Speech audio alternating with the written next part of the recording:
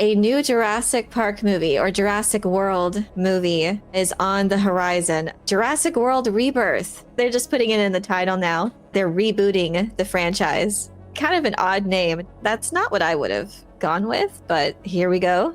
Jurassic Park. Classic. Perfect film, I would say. It still holds up to this day. Visually, the dinosaurs, I think that's the best they've ever looked and sounded, was in Jurassic Park. That first movie is still top tier to this day, with numerous other films that have joined the franchise. Nothing beats that first film. But we have another reboot for the franchise. The franchise is being rebirthed. I just have a fundamental issue, I think, with how these sorts of movies are made today. I feel like the building of tension and drama, the building of fear is becoming a lost art in filmmaking. That first movie was so brilliant in how it built up to the dinosaurs introduction. The T-Rex, iconic, that you could hear the dinosaurs before you saw them. Amazing introduction and such amazing writing. So that's another thing with the trailer. The writing, some of the dialogue in that trailer is so cringe. I can't help but compare it to the original because they do kind of want to call back to that original film. There were several callbacks. We saw Dilophosaurus, or even the first image you see is of that banner falling behind the T-Rex skeleton. And now we're into mutant dinosaurs. This movie is going to make $1 billion. In July of this year, we're having Fantastic Four, Superman, and Jurassic World comes out first, July 2nd. So it's got that holiday weekend. It's going to make $1 billion. They've all done so well. You know, it's a popcorn family movie. I think it'll be an entertaining time at the theater. But I do miss, like, can we just get back to those elements of storytelling that made the original so iconic and still hold up? We need to see that the dinosaurs actually weigh several tons. We need to hear them. The sound design needs to be on point. And often in the Jurassic World movies, they're just instantly on screen attacking somebody, or it's like, where'd you come from? A huge dinosaur. We should have been able to hear you. I feel like they're kind of missing that aspect of the dinosaurs, is how large these animals or creatures are.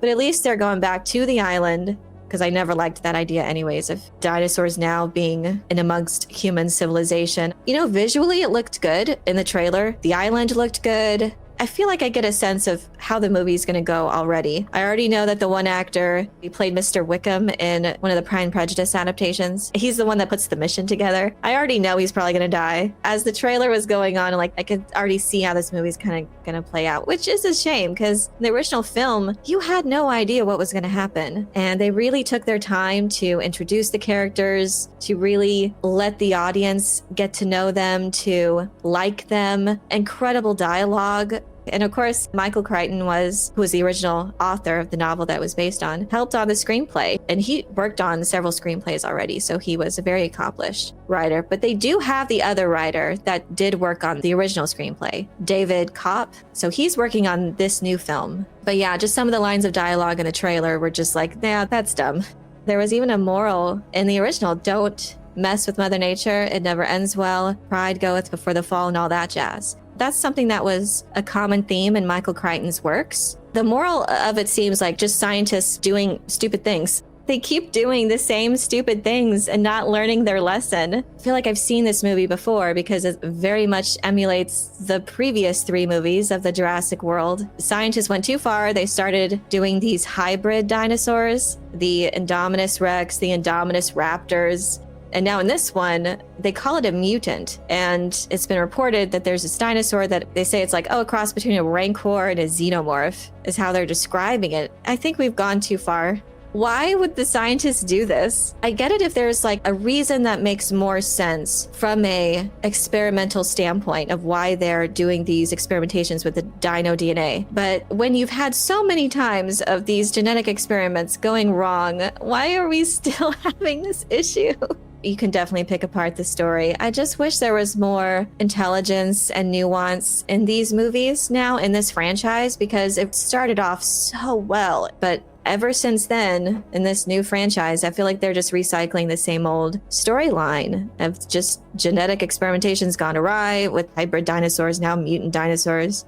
This is an article from Gizmodo just talking about the mutant dinosaur itself. Jurassic World Rebirth mutant dinosaur looks totally horrific. One of the most tantalizing reveals in the trailer is what we can only assume is the big bad dinosaur of the film, which is some kind of cursed dino mutation. And speaking to Vanity Fair, Gareth Edwards teased this new creation for the film. When you make a creature, you get a big, massive plot, and you pour in your favorite monsters from other films and books. Some Rancor went in there, some H.R. Geiger went in there, a little T-Rex went in there. So is he saying there's a T-Rex inspired dinosaur that looks like the Rancor from Return of the Jedi and Xenomorph from Alien? Yes, he is. Here's another glimpse of it, and a bunch of kids, I guess, here in this scene. That was another, trope, because I think another article confirmed there was a vacationing family that I guess the mission finds. Their vacation went awry, and Scarlett Johansson and the team find the remnants of whoever's left. Why are people continuing to vacation around these dinosaur-infested islands? Since Jurassic Park 3? Even before that in The Lost World, they didn't know it was a dinosaur island, but this is obviously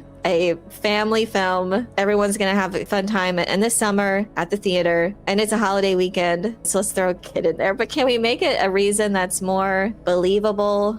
They said it's the island where they did the research, and the dinosaurs are too dangerous for the original park, so that's where they lived. Again, it's just speaking to the same theme of they did these genetic experiments, but this is something that it's a mutation, so it's not something they actually wanted, as opposed to the previous movies, which they specifically bred those hybrid dinosaurs, the Indominus Rex and the Raptors, to have those specific traits. Whereas this is just a mutation that was out of their control, apparently. You can't ask too many questions. The D-Rex is a failed clone gone wrong, and it has 4 arms and is apparently based off real-life examples of failed cloning. I just wish we could get back to basics. What's wrong with just the plain old dinosaurs? They're very deadly to humans, as it is. I thought that was just the prevailing theme. The dinosaurs and humans don't mix. We're in 2 different worlds here, in 2 different stages of life, and I feel like there was a lot of possibilities of storytelling just within that theme itself.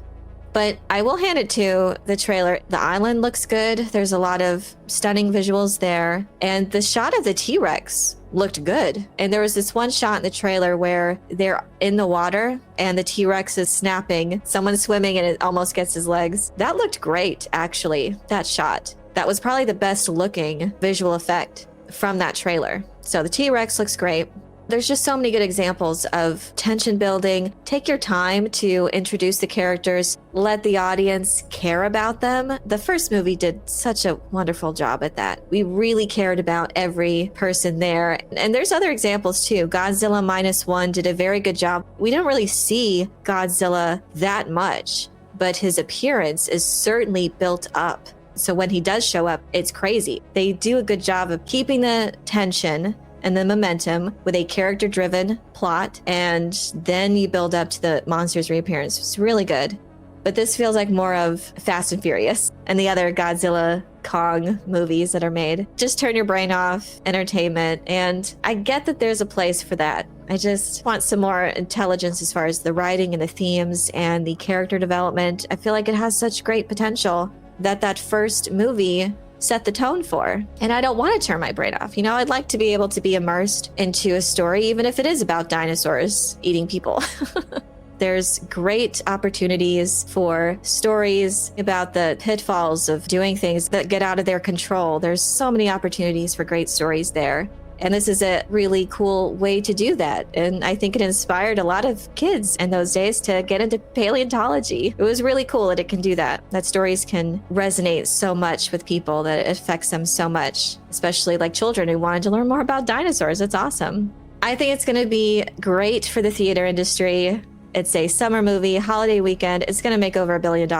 It's definitely going to scratch that itch as far as like a good popcorn movie. And there'll probably be some cool sequences and funny moments that the whole family can enjoy. I just wish that we were striving, or that Universal could strive for a bit more complexity and nuance and intelligence as far as the stories and the characters' journeys go. Because then it just makes it last. Its legacy last. Jurassic Park is a perfect film, still holds up. I don't know if this is going to have that rewatchability though. I don't think any of these new movies really do, but they're great to go see in a theater. Jurassic World Dominion, I mean, not good.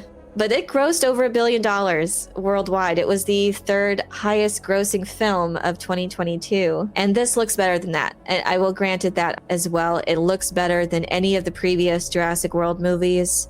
I think they're trying to harken back to the original film. The director has said that several times. But yeah, I think it's still trying to marry the two franchises, but even more so with how the story goes. It definitely looks cheesy and shut your brain off entertainment. Hopefully there'll be something substantive there. I think it's going to be a fun time at the theater. Jurassic Park still exists, and we always will have that. But I'm curious to know how you feel about what you've seen from Jurassic World Rebirth. Are you looking forward to seeing this film in the theater, or have you already checked out of the franchise? Let me know your thoughts in the comment section below. I hope you enjoyed this video. Leave a like if you did, and be sure to subscribe for more sci-fi and fantasy news, theories, and lore. And if you're looking for other ways to show your appreciation, you can check out my Patreon page, where members get access to exclusive content and perks. Thank you all so much for your support. And as always, have a very nerdy day.